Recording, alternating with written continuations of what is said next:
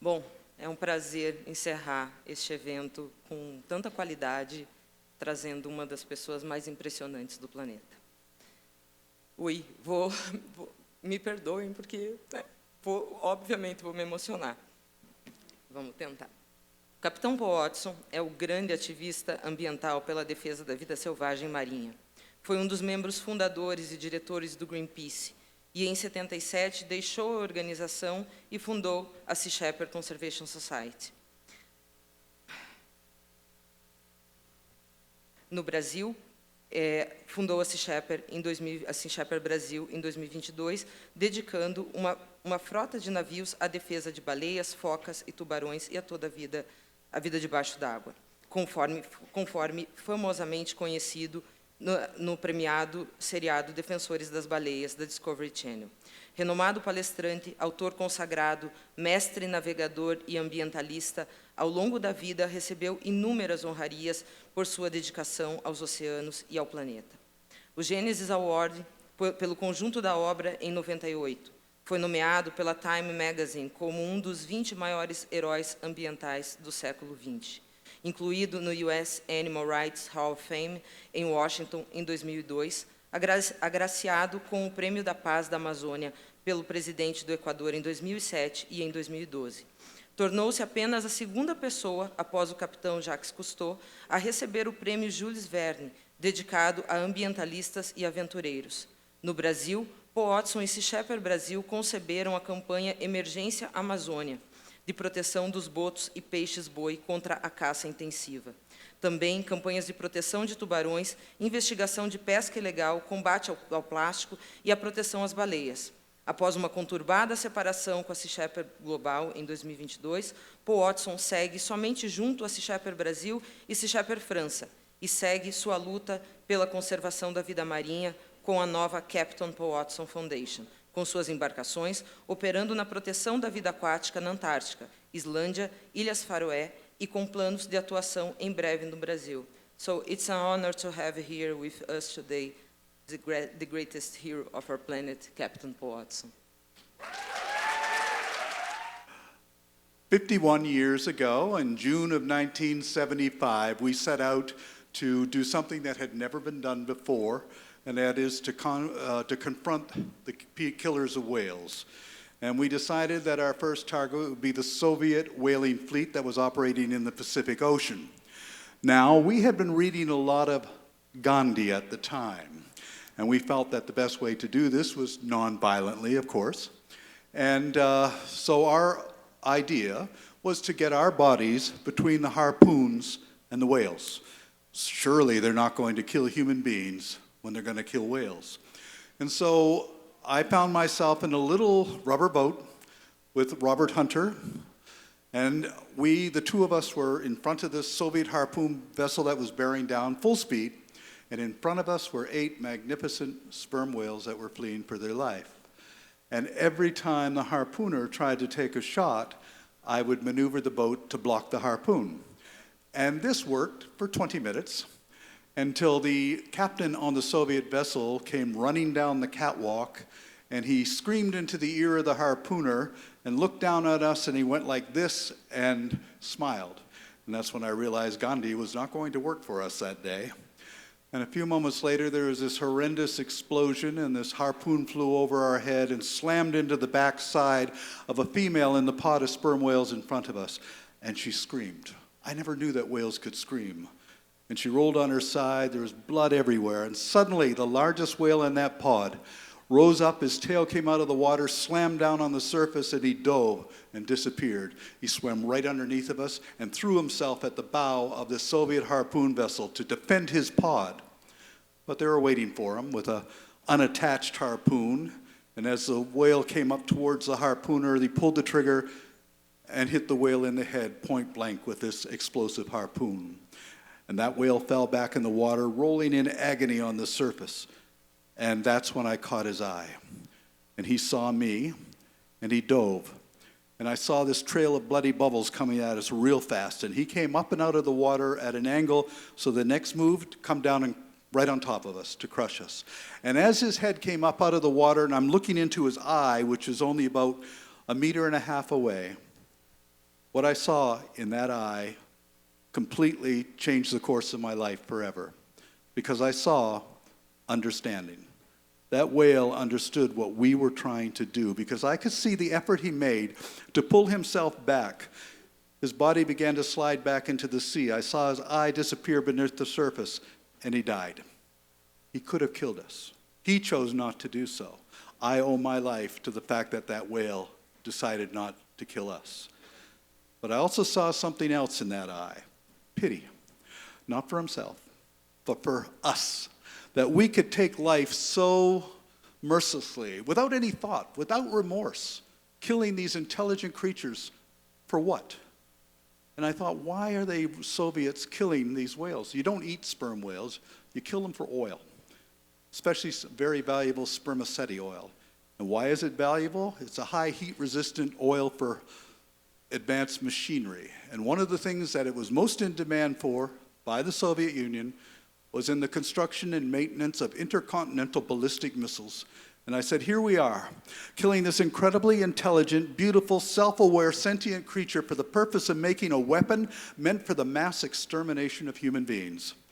And that's when it occurred to me, we are insane.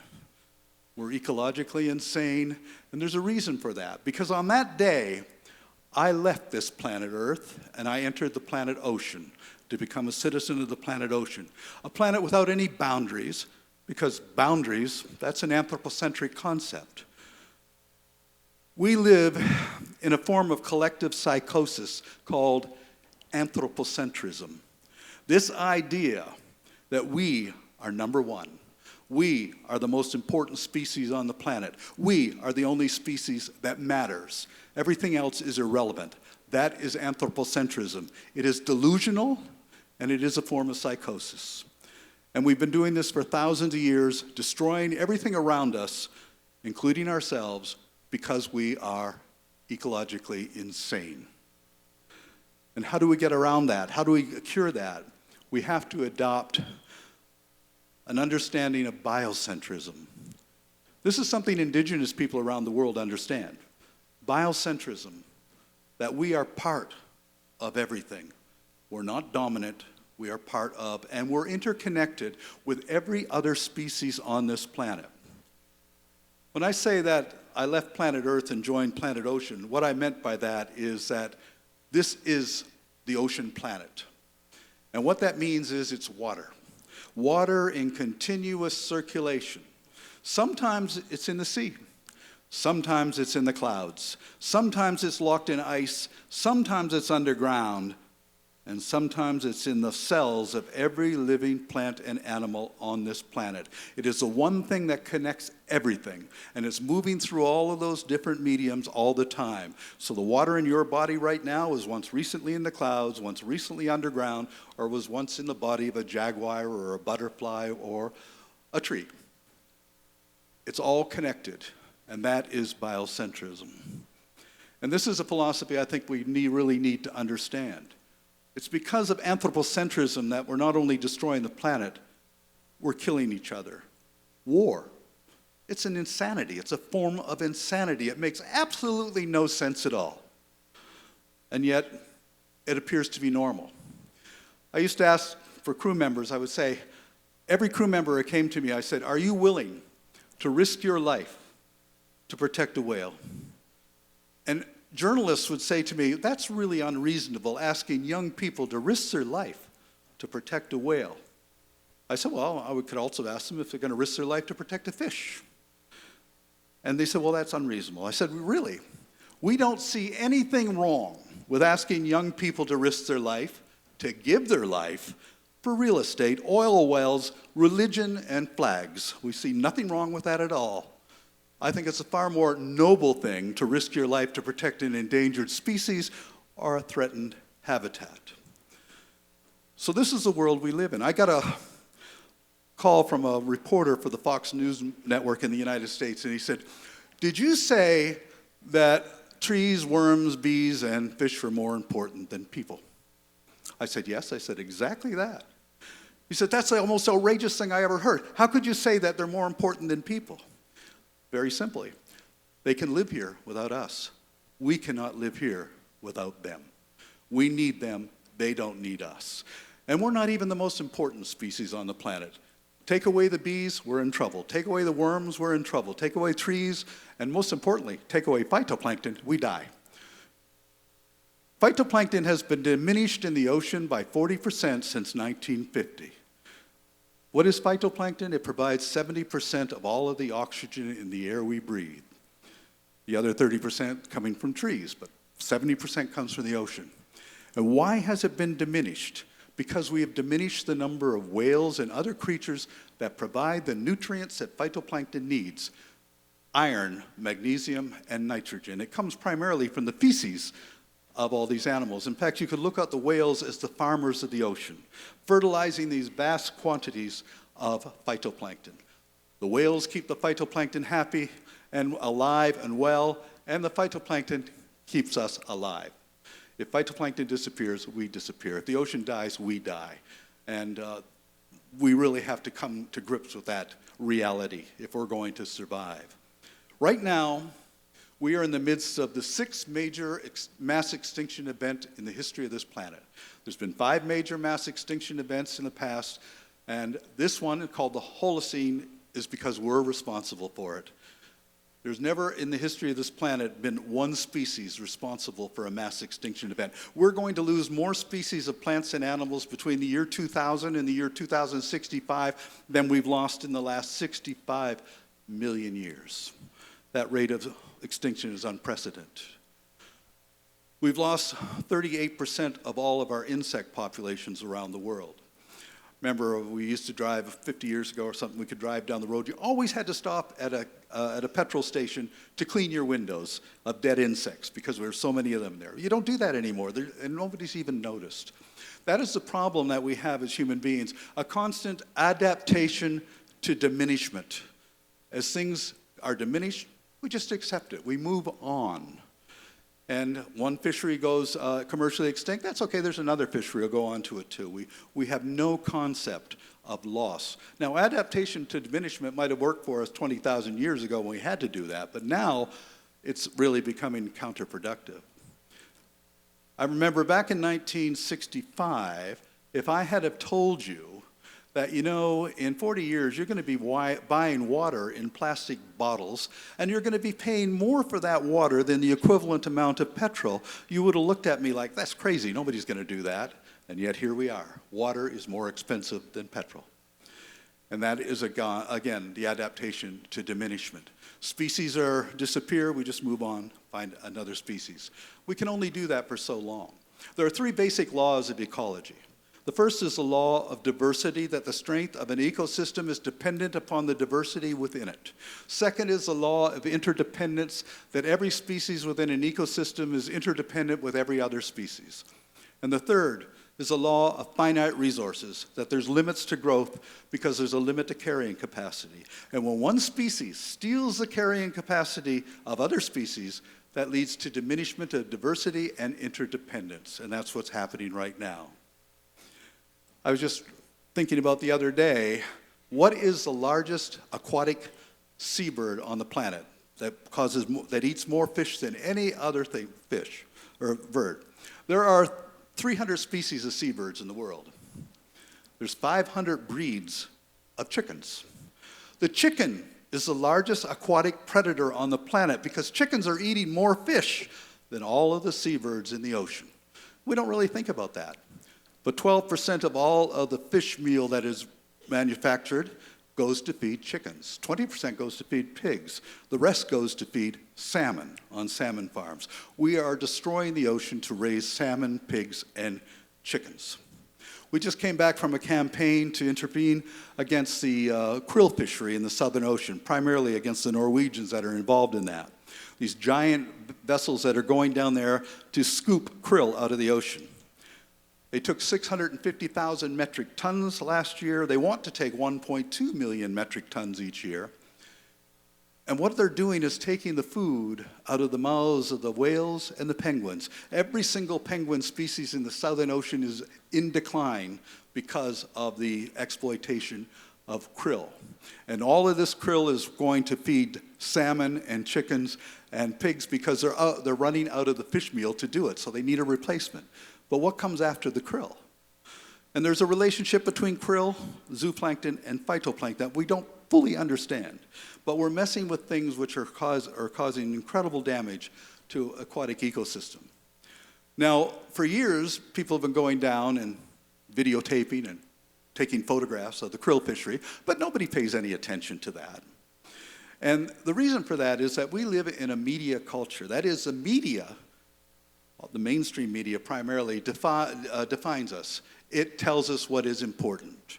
It tells you what to eat. It tells you how to dress. It tells you how to behave. That is the media culture that we live in. And the media is not really interested in education. You know, if we go down there and say they're destroying the krill and they're doing it for this reason, not a story. The media wants stories. So we have to give them stories. So this year we decided to go down there and create a story. And the opposition was very predictable. So I said to the ship, go down there and touch the stern of the Antarctic Sea, this big factory ship, with our ship. Touch it. It's a North American Indian thing called counting coup. You touch your enemy. Didn't cause any damage, didn't injure anybody, but we predicted what they would do. And of course, the Norwegian krill fishery came out and put out press release, we're being attacked by eco-terrorists, by pirates, they're threatening our lives, and they're going to threaten the environment of the Southern Ocean. And that was what we wanted them to do, because they put out the press releases for us. And that got worldwide attention. And what's the point of that? 3 weeks later, the European Union, the Parliament, passed a motion to call for a 5-year moratorium on the krill fishery. To get the attention of the politicians, you need to create a story. You need to create a drama. And the only way you can create a story is through drama. Because the media understands only 4 things. There are 4 elements to every news story. And those 4 elements are very simple: sex, celebrity, scandal, and violence. Think of it. Every news story you ever see in the newspaper or on television has one or more of those elements. I first learned this back in 1977 when I took Brigitte Bardot out to the ice floes off of Labrador to get her picture taken cheek to cheek with a baby seal. That gave us a cover of every major magazine in the world. We had been talking about the seal hunt for years. Nobody paid attention. But that picture, that's what changed things. And this is what we sought to do every time. Give them a story. And give them the story using those 4 elements. Use the media, because we live in a media culture. And we have to learn to live within that culture. And if you don't play by the rules, they're not going to pay any attention to you at all. That's why we developed a television show called Whale Wars, which was the #1 show on Discovery Animal Planet for 10 years. And the reason that was good was because we created a drama, a fight with the Japanese whalers in the Southern Ocean. Now, we use water cannons and stink bombs. We didn't need to use those. There was only one way to stop the Japanese from killing whales, was to block their slipway, block their ability to kill whales, which is what we did.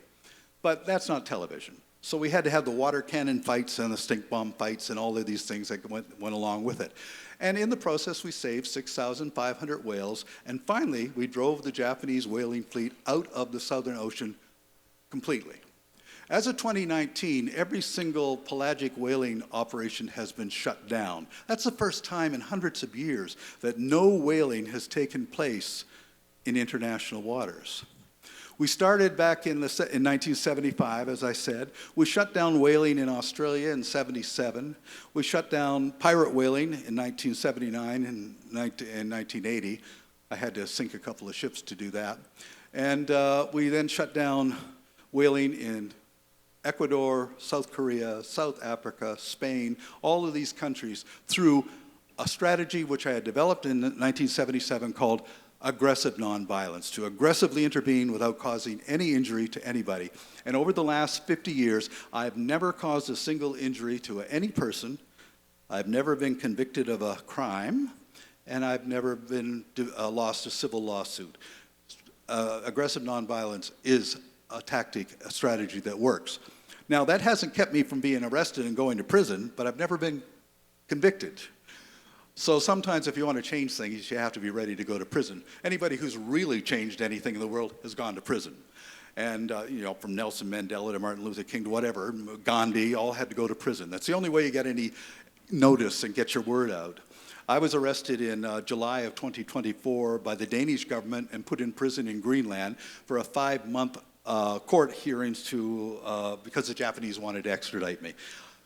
I won. They didn't extradite me, but it was a great opportunity to focus attention on the killing of whales by Japan and the killing of pilot whales and dolphins by the Danish government in the Faroe Islands. So we always look at these things as opportunities, and that's exactly what they were. These are vehicles really in order to express yourself, to get your message across, and it's worked perfectly every time. In 2012, Japan put me on the Interpol Red Notice. I was the first person in the history of Interpol to be put on the Interpol Red Notice for trespassing and conspiracy to obstruct business. The Red Notice is set out for major serial killers, war criminals, and major drug traffickers. I'm the only person to be on there for trespassing because Japan is a powerful country. And our real crime was embarrassing the Japanese government with our television show, Whale Wars. That was what they were upset about. Now, people say, well, why didn't you go to Japan and stand trial because you won in all these other criminal cases? Well, there's a reason for that. Japan has a conviction rate of 97%. Why that is you don't even get before a judge in Japan until you confess. And that means they will hold you for months, interrogate you every day until you confess. You're not going to get a fair trial in Japan. So that's why I didn't do that. But in the meantime, for 14 years, I had an Interpol Red Notice, which was dismissed last year by Interpol on the grounds that it was politically motivated. So Japan is still trying to get me, and maybe they will one day, I don't know, but we'll take advantage of it if it does happen. But in the meantime, we continue to carry on.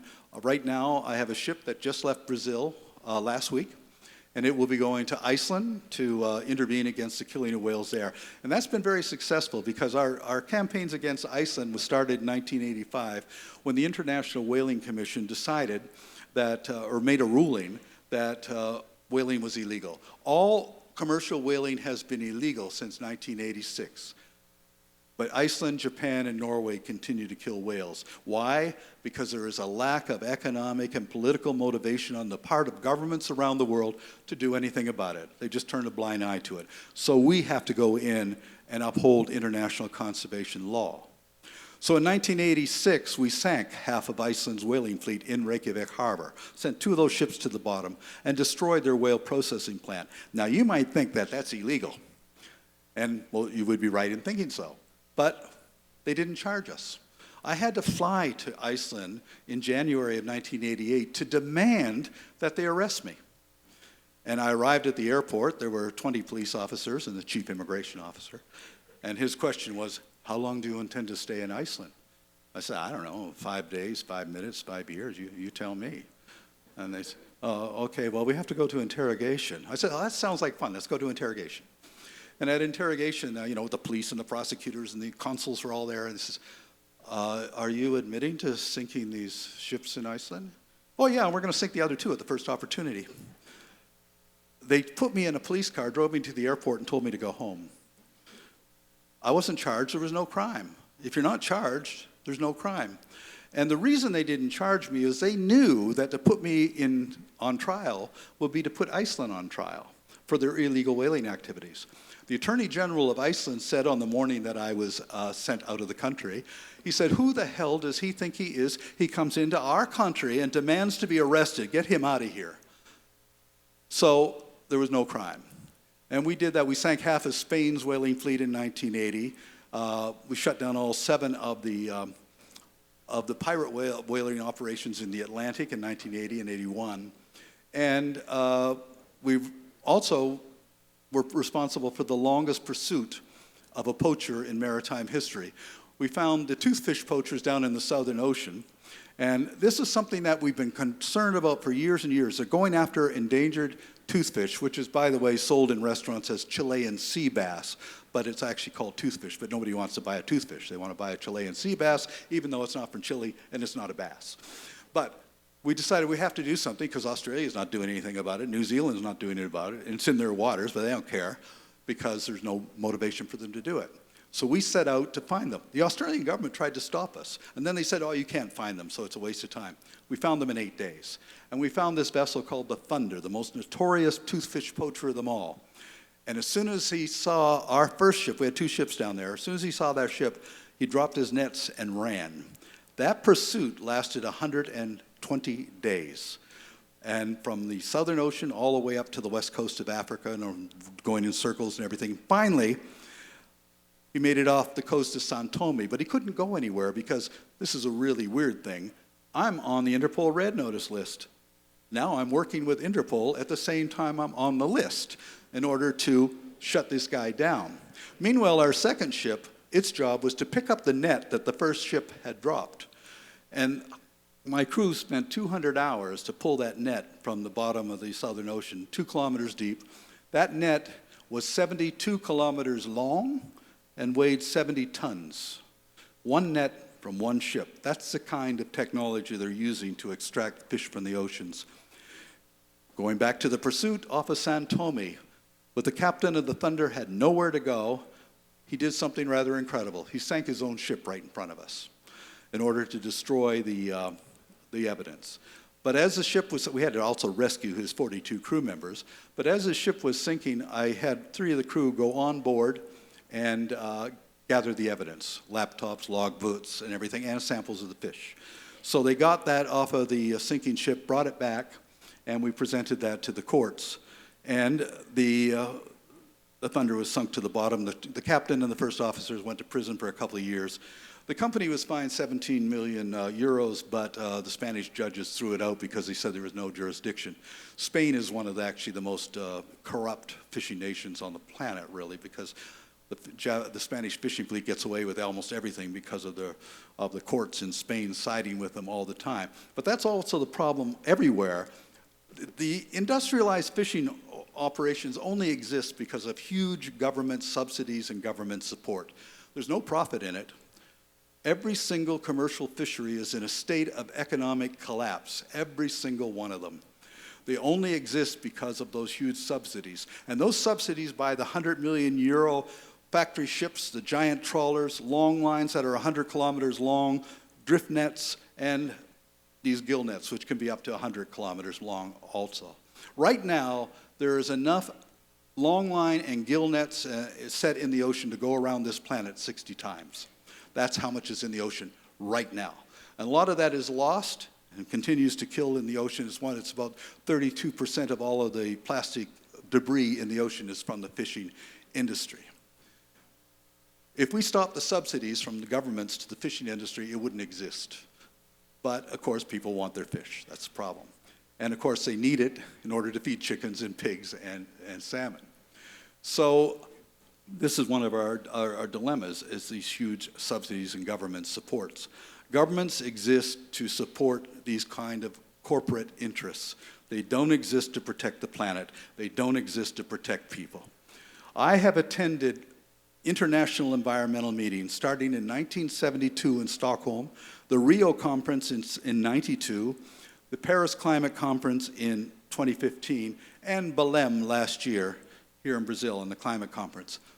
Not one single solution has come out of any of these conferences since 1972 when it first began. Not one.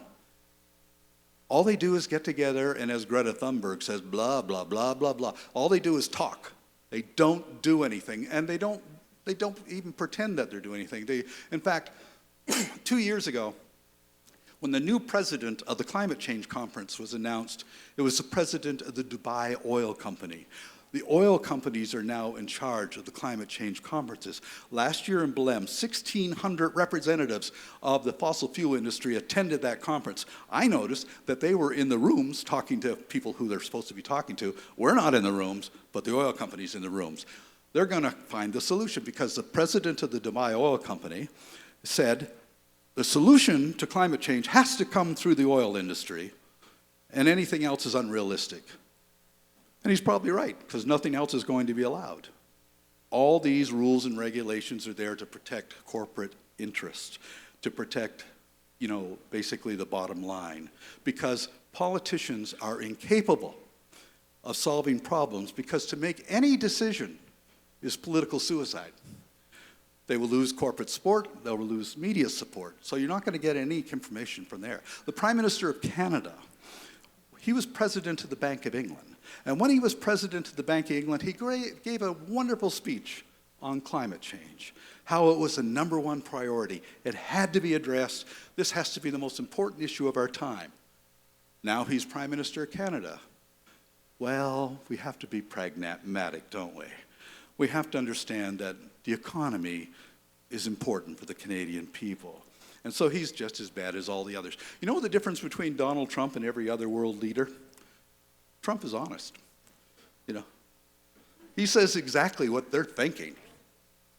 They're all going to do the same thing, but he just expresses it out. They're not on the side of the environment. They're not on the side of people. They're on the side of special interests. It's always been that way.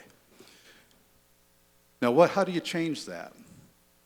Through the passion, the courage, and the imagination of individuals around the world. People change things, governments don't. Let's go back to the early part of the 20th century when women couldn't get the vote, say, in the United States, the suffragette movement. Who was their biggest enemy? President Woodrow Wilson. He opposed them every step of the way. Women are never going to get the right to vote in the United States because women are emotional and incapable of voting, and so they're not going to get that support. In 1920, when the amendment was passed, who signs it? Woodrow Wilson. He had no choice. He gets the credit now.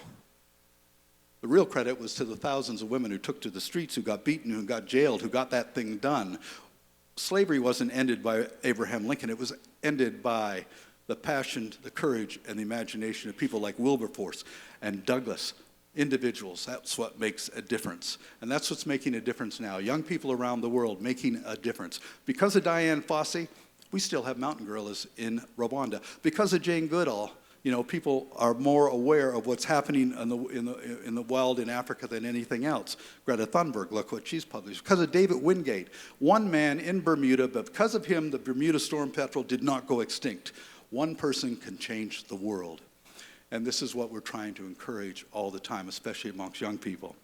Now, the other thing I like to say about young people is that to not be depressed and not be pessimistic about the future. And the reason for that is you have no power over the future at all, none at all. But you have absolute power over the present. And what you do in the present will define what the future will be. So don't worry about the future, just focus on the present and do what you can. And what can you do? What are your skills? What are your abilities? And you put them into the service of the planet. It could be any approach, litigation, legislation, activism. All of this makes a difference. You do what you do best. That's all you can do. And together, we can make a difference. Every social revolution in the history of this planet has always been carried out with only 7% of the population. That's all we need is 7%. You're not going to get to everybody. Most people don't give a damn at all. But you need 7%. Now, that doesn't sound like a lot, but we haven't reached 7%. There's more subscribers to Warcraft, a video game, than there are active environmentalists in the world. So we've got a long ways to go. But we can change it. In fact, we have no choice but to change it if we're going to survive on this planet. Because if we lose some key species, things are going to be unraveling. And that's not going to be very good for the future of humanity. I like to describe our planet in this way. If you picture this planet as a spaceship, which is what it is. We're on this incredible voyage around the Milky Way galaxy. It takes 250 million years to do one orbit, but it's a long voyage. And we've only been on that spaceship for a very, very tiny fraction of its voyage. And if we're going to stay on any longer, we better pay attention to the laws of ecology. But every spaceship has a crew of engineers that keeps everything running. They keep that machinery going. They keep that life support system going. That life support system that provides the oxygen we breathe, the food we eat, and regulates climate and temperature. We humans, now we're not engineers. We're passengers. We're having a great time entertaining ourselves, amusing ourselves, but what we are doing is killing the engineers. We're murdering the engineers. And there's only so many engineers you can kill before that machinery begins to fall apart. We don't live on this planet without worms and trees and bees and other creatures that make it all possible, the microbes. Instead, what we're doing is we're polluting the planet with pesticides, bactericides, fungicides, herbicides, and killing off everything that we feel is a problem for us. We kill to eat, we kill for amusement, we kill because things are in our way, we don't like it, we kill each other, we're very good at that. And all because of this anthropocentric attitude that has divided the world into all sorts of things. There's no racism if you're a biocentric, because there is no such thing as race. There's pure equality in a biocentric system. We don't believe in borders. People get upset with me, the people on the left call me a eco-fascist. People on the right call me a communist, because I don't believe in left and I don't believe in right. It doesn't exist in a biocentric system. There is no right, there is no left. There is only the interconnectedness of all living things. We're not even the most intelligent life form on this planet. We think we are, because we define what intelligence is.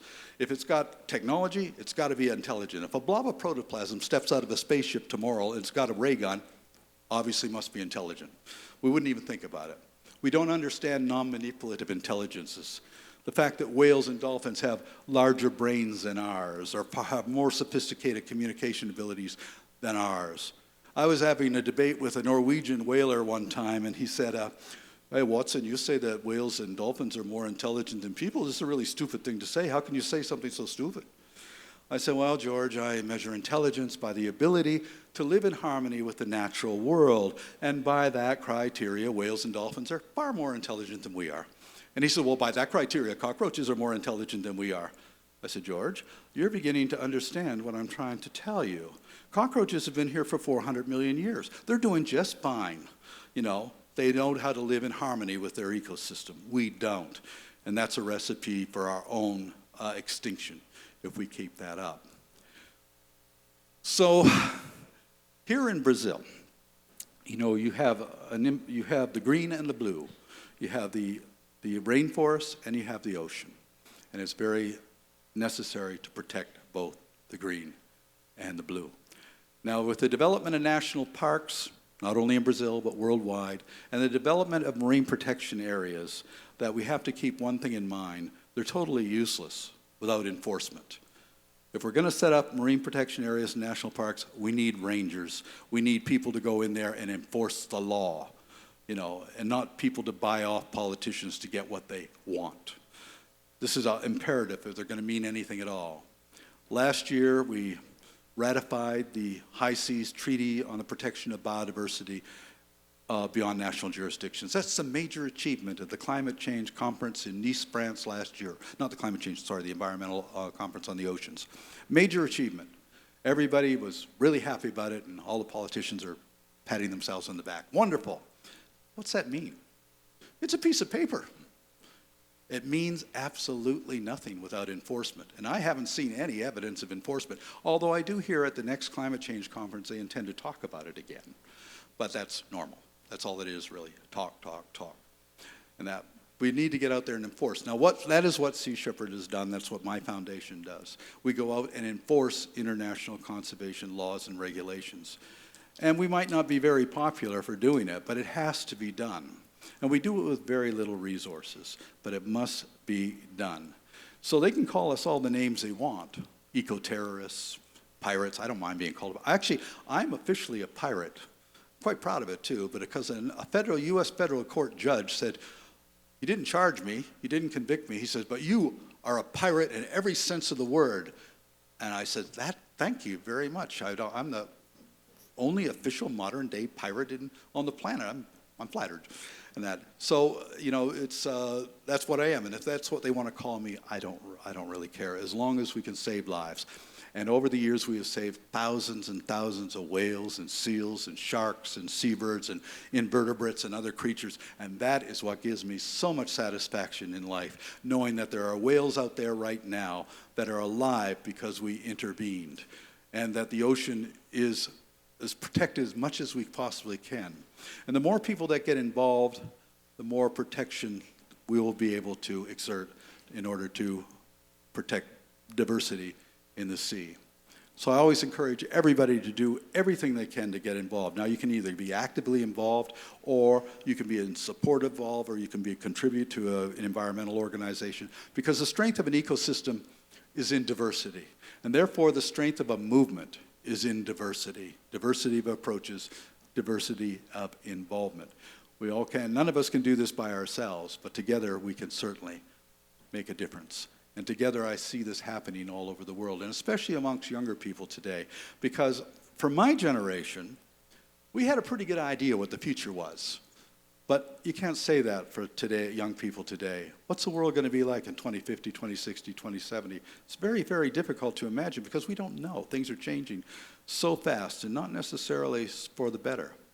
So that's why we encourage, people to explore their own